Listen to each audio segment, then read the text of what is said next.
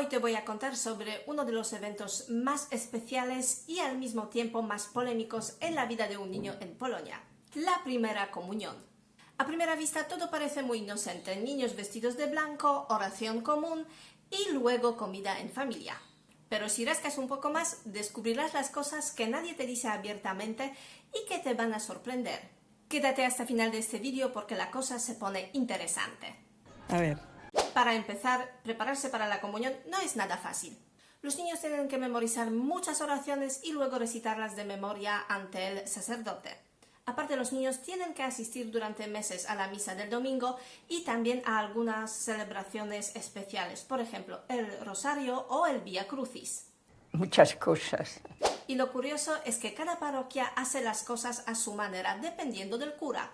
En algunas el ambiente es tranquilo y cercano y en otras parece entrenamiento militar. Perdón, pero es que se puso muy intenso el entrenamiento. Aparte de las oraciones, los niños tienen que hacer su primera confesión, lo cual es un momento muy estresante para muchos. No saben qué pecados confesar o si se les va a olvidar la fórmula. Algunos lloran de los nervios, otros ni entienden lo que están haciendo. No quiero. En Polonia, por ejemplo, existen los grupos que quieren prohibir la confesión de los niños hasta cierta edad. Muchos padres creen que un niño de 8 o 9 años no está preparado emocionalmente para ese tipo de experiencia. ¡Qué buena idea! Antes los niños iban a la comunión con traje elegante o con un vestido pomposo, lo que generaba mucha competencia entre las familias. Hoy en mayoría de parroquias los niños llevan un traje igual de blanco que se llama en Polonia alba. Y todo esto para que nadie destaque demasiado. ¿Por qué? Aún así la competencia no ha desaparecido, solo se ha trasladado a otras partes, por ejemplo el banquete o los regalos. La comunión en Polonia es muchas veces una mini boda. Algunos padres alquilan limusinas para que los niños lleguen a la iglesia como celebridades. En redes sociales circulan fotos de niños con billetes desplegados como abanicos, relojes caros, ordenadores, patinetes eléctricos e incluso drones. Y atención, porque hay vídeos donde niñas de 8 años llevan maquillaje profesional, peinados de peluquería e incluso uñas postizas. Más que una celebración religiosa, parece una pasarela. Yo sé que todo el mundo nos ve raro.